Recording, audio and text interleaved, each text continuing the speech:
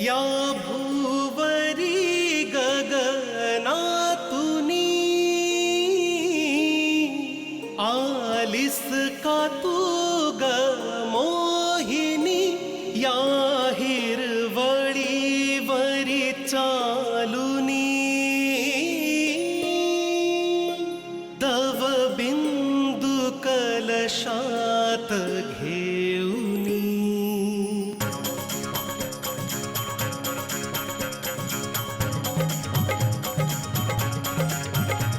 अंगात ग रंग किती, मनात ग धरण किती, निश्चळ ग तू, निर्मल ग तू, कंचन ग तू, चंचल ग तू, गोड गोड ग तू परी, निलंबनातील तू परी.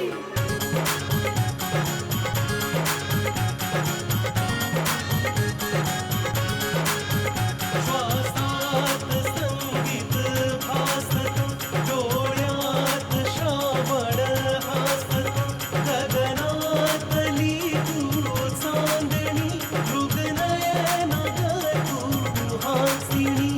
तुला जरी तू बावरी, तू या घरेची ग परी, तू या घरेची ग परी, तू या घरेची ग परी. अनुरागिनी, अनुरागिनी ग परी, अनुरागिनी, अनुरागिनी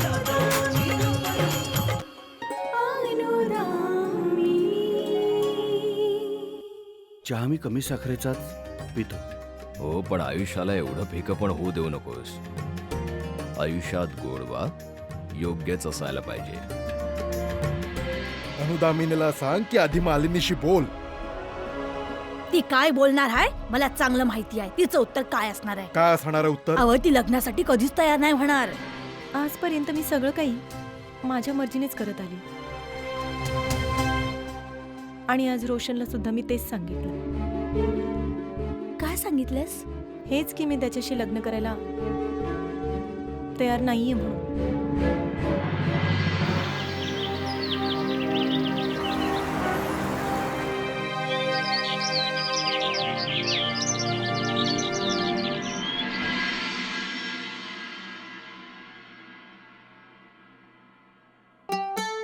बाबा.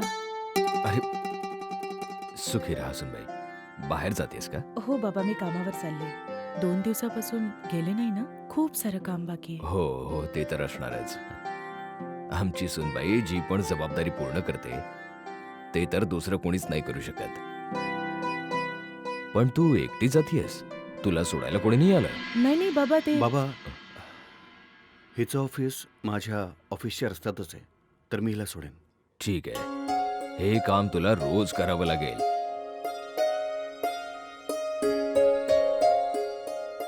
हे बघ, आमची सून आता घरात बसणारी नाहीये. आता ती कामाला जाते, वर्किंग वाईफ.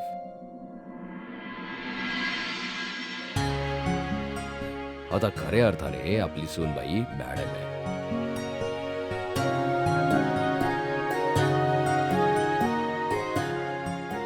आता जा सुनबाई, आता तुझ्यावर दुहेरी जबाबदारी आहे. आणि दुहेरी जबाबदारी आजही बायकाच सांभाळू शकतात.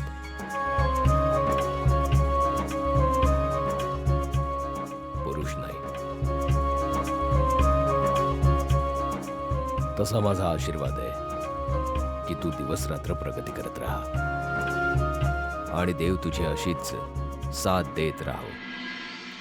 हो बाबा. पण बाबा, मी पाऊल पुढे वाढवले ते काही मिळवण्यासाठी नाही, तर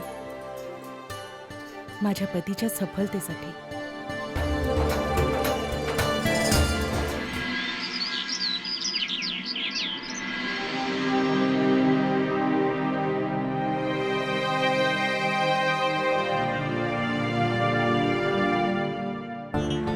काय म्हणताय व?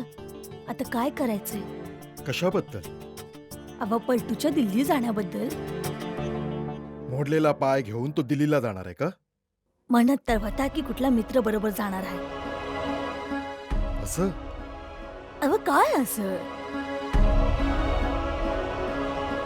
तुझा यावर विश्वास आहे? कालपर्यंत तर तो दिल्लीला जाण्यासाठी तयार नव्हता. आज तर तो पाय मोडल्यानंतरही दिल्लीला जायला तयार आहे. मी पैसे द्यायला तयार झालो म्हणून तर हा चालला नाहीये ना. आता भरवशाची गोष्ट नका करू. तुम्हाला अनुज बद्दल माहित करून घ्यायचं आहे की नाही? अगं माहिती तर हवीच आहे ना, पण तुझ्या लाडक्यावर माझा जराही विश्वास नाहीये. बघा, कधी कधी खोटं नाणं पण काम करून जात. जर त्याने अनुज बद्दल माहिती काढली तर विचार करा की सुमिरन ताईचा गेलेला आनंद नक्कीच परत येईल. हो, ही गोष्ट तर खरी आहे. पण एक साधासा प्रश्न विचारू? तुला ह्या पलटूवर विश्वास आहे? आता बघा, मला धर्म संकटामध्ये नका टाकू. ठीक आहे, मी पलटूला सांगते की तुझा पाय ठीक कर आणि दिल्लीला जायची काय बी गरज नाही. बरं ऐक, पैसे घेऊन जा.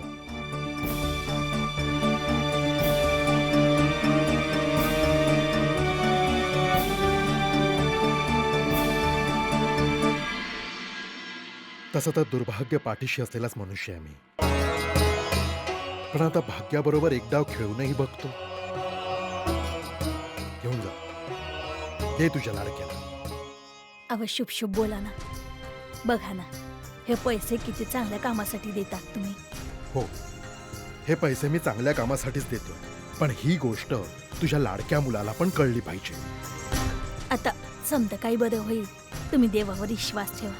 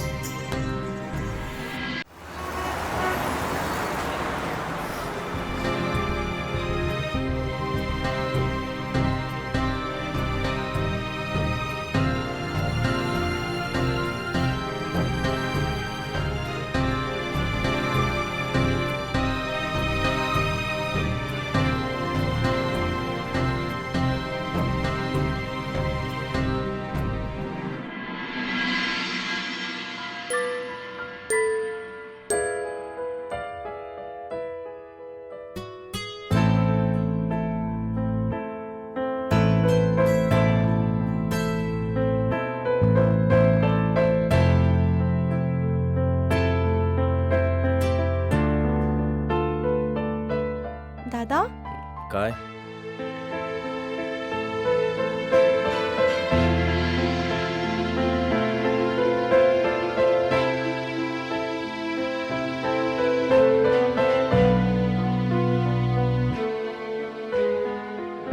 तू मम्मीला सोडून आलास का? हो.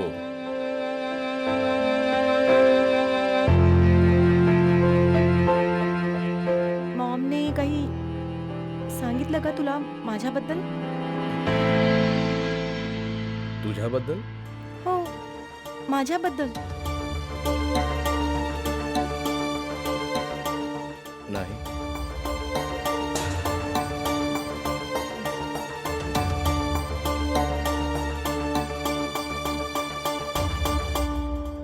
मॉम पण ना खूप विचित्र आहे.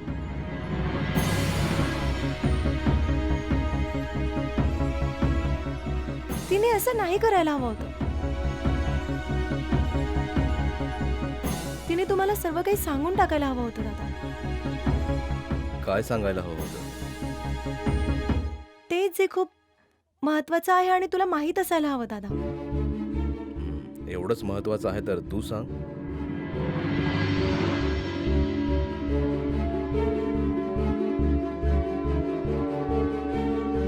नाही दादा, मी नाही सांगू शकत. सांगणं एवढं कठीण आहे? कठीण तर नाहीये दादा, पण ना मी तुला ते जर सांगेन तर ते बरोबर नाही ठरणार. ठीक आहे, मी मॉमला फोन करून विचारून घेईल. पण याआधी तू माझ्यासाठी एक कॉफी घेऊन ये प्लीज. शुअर. पण तू माझ्यासोबत मीटिंग करशील?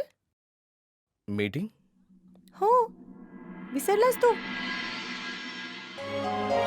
तू मला सांगणार होतास की तुला कशा प्रकारची मुलगी पसंत आहे. आठवलं मला. मी तुझ्याशी बोलेन, पण प्लीज सर्वात आधी माझ्यासाठी गरमागरम एक कॉफी घेऊन ये. शुअर, आत्ता आणते.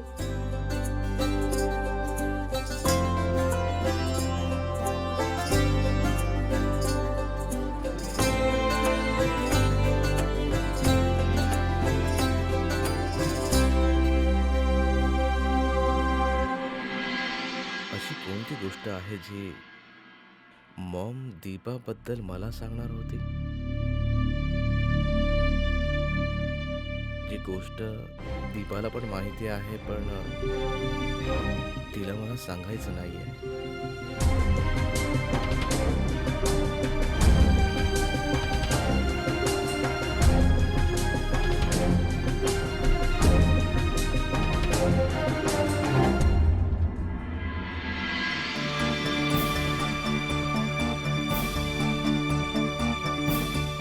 अरे आई, बस बस बस बस.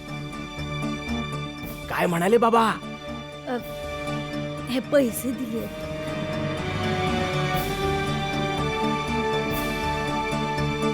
पण तू आधी वचन दे की तू या पैशाचा चुकीचा वापर नाही करणार. ते काय आहे ना की तुझ्या बाबांना तुझ्यावर भरोसा नाही आहे. अरे आई, तू तर भरोसा करतेस ना माझ्यावर? हं? तू भरोसा करतेस ना माझ्यावर? मी जगात सर्वांना दगा देऊ शकतो, पण तुझ्या ममतेला आई कधीच दगा नाही देऊ शकत. बाळा, ते काय आहे ना की मी पण तुझ्यावर भरोसा नाही करू शकत.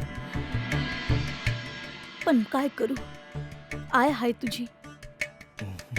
आता ममतेचा गळा तर नाही घोटू शकत ना. ठीक आहे. दे.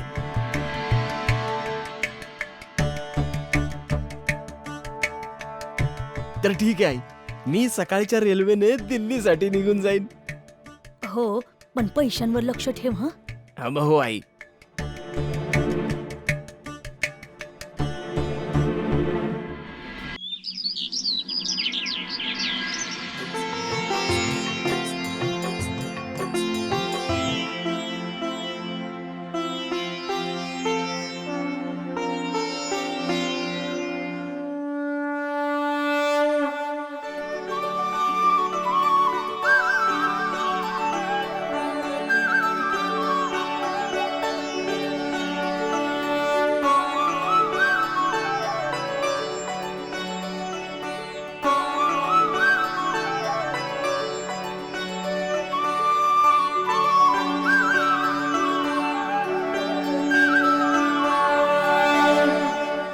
हे परमेश्वरा, रोज रोज डोकं आपटून आपटून दुःखी झाले मी. पण तू तर माझं काय ऐकत पण नाहीस. एक मुलगी आहे, ती पण मनमानी करते, स्वतःच खरं करत असते. आता नवऱ्याबद्दल काय सांगायचं. एवढे चिडचिडे झाले आहेत की काही बोलावं तर तोंडातून आगच वागतात. आता प्रभुराया, मुलगा तर परत आला आहे, पण कोणतंच काम असं नाही करत की ज्याने मला आनंद मिळेल. मला भीती वाटत असते की त्याने काही अनर्थ न करावा. चला आता चाललो आपण प्रवासाला.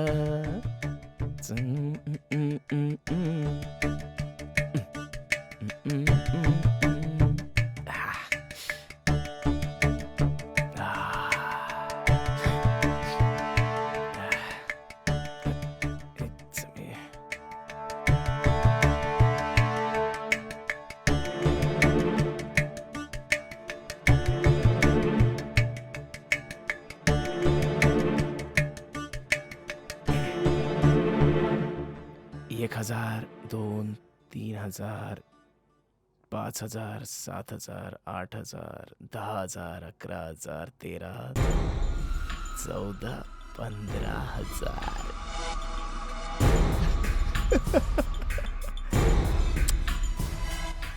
वारे बाबू, तुम्ही तर इंदुमती समोर माझी इज्जतच वाढवली.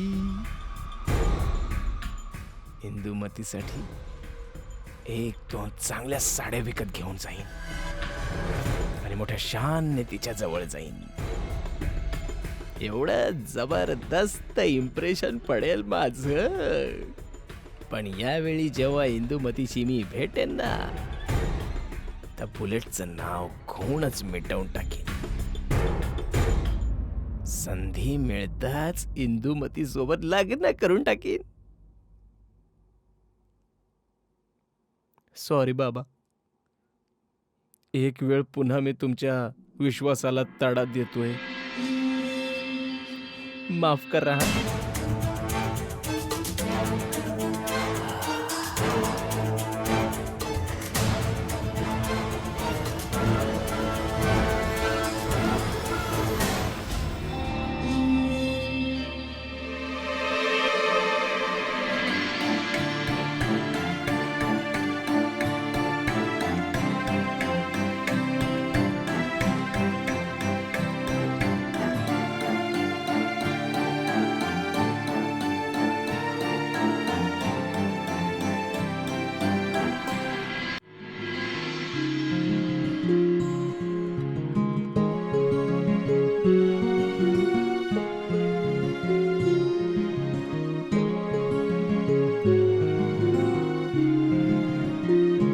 कुठे बाहेर चाललात का तुम्ही?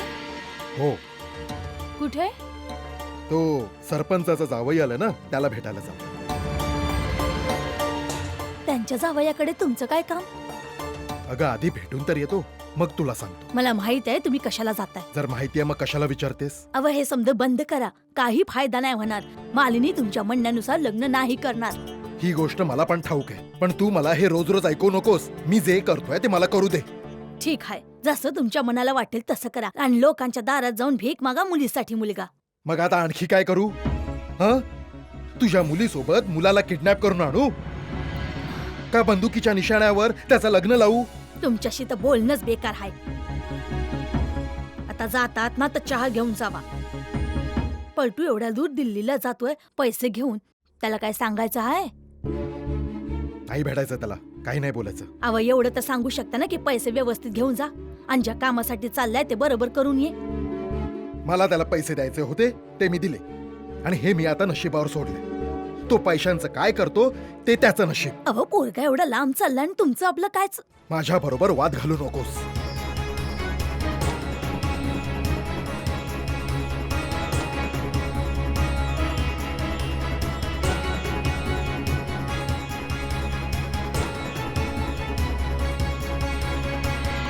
तुम्हाला असं का वाटतं की मुलीचं लग्न लावून दिल्यानंतर पित्याचं कर्तव्य संपून जातं? 2 जोडी कपड्यात तिला निरोप दिल्यानंतर तिच्या जबाबदारीचं सगळं काम पूर्ण होऊन जातं. तुम्हाला तुमच्या जबाबदाऱ्यांची भीती वाटत होती आणि ती आजही वाटते तुम्हाला.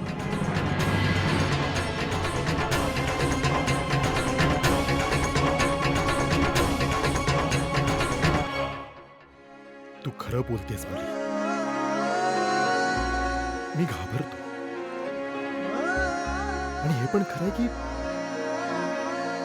जगात प्रत्येक मुलीचा बाप घाबरतो आणि मी तर खूपच कमनशिबी बाप आहे. अगं माझ्या हात भीती व्यतिरिक्त काहीच नाहीये. बाळा, मी तर तो कमनशिबी बाप आहे जो आपल्या मुलीसाठी प्राणही देऊ शकतो. पण आपल्या मुलीची इच्छा पुरी करायची लायकी नाहीये माझी. अरे मी गरीब आहे बाळ.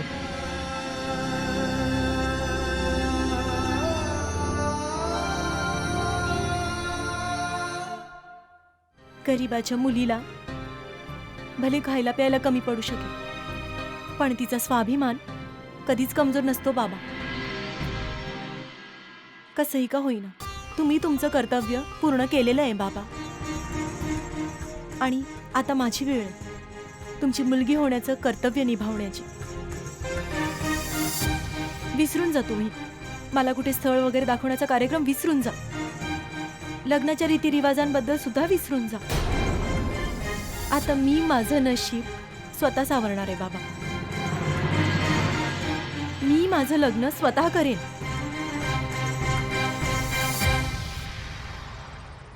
माझ्या हे लक्षात येत नाहीये की हे सगळं बोलून तुला काय सिद्ध करायचंय. हे बघ बाळा, तुझ्या अशा विचाराने तर मला भीती वाटायला लागली. आणि एक दिवस तुम्हाला गर्व सुद्धा वाटेल बाबा. ही भीती आता जास्त दिवस नाही राहणार आहे बाबा. तुम्ही मला तुमची मुलगी नाही तर मुलगा समजा बाबा. आजपासून मी एका मुलाचं कर्तव्य निभावणार. हे बघ बाळा, तुझं लग्न आता ठरलेलं आहे. हे असे विचार तुझ्या मनातही आणू नकोस. बाळा, जर काही कमी जास्त झालं तर मग मी जगाला काय तोंड दाखवू, समाजाला काय उत्तर देऊ.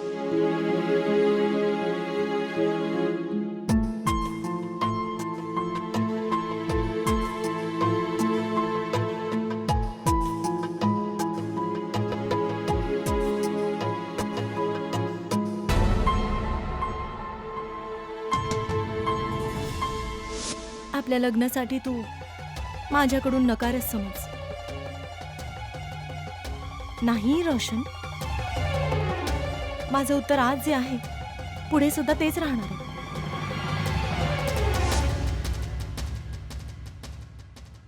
जेव्हा आई बाबांना हे कळेल की मी रोशनला लग्नासाठी स्पष्टपणे नाहीच सांगितले म्हणून, तेव्हा त्यांना खूपच वाईट वाटेल.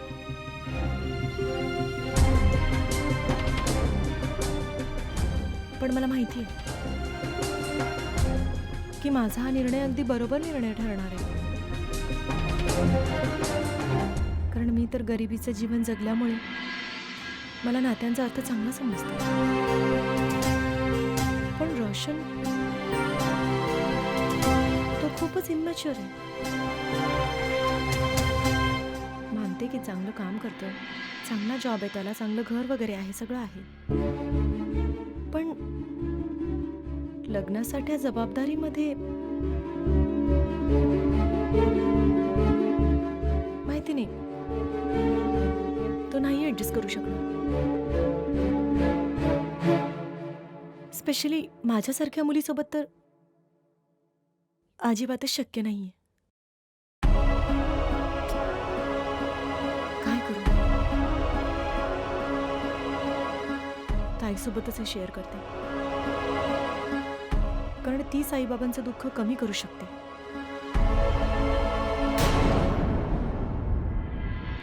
आतापर्यंत जे डिसिप्लिन आपण या ऑफिसमध्ये मेंटेन करत आलो तेच पुढे पण मेंटेन करायचं आहे. आणि चुकूनही कोणत्या माणसाने ते मेंटेन नाही केलं तर त्या व्यक्तीची अर्धी सॅलरी त्या व्यक्तीला विचारल्याशिवाय NGOला दान करून टाकेन मी. एवढं काही बोलण्याची गरज नाही आहे देव.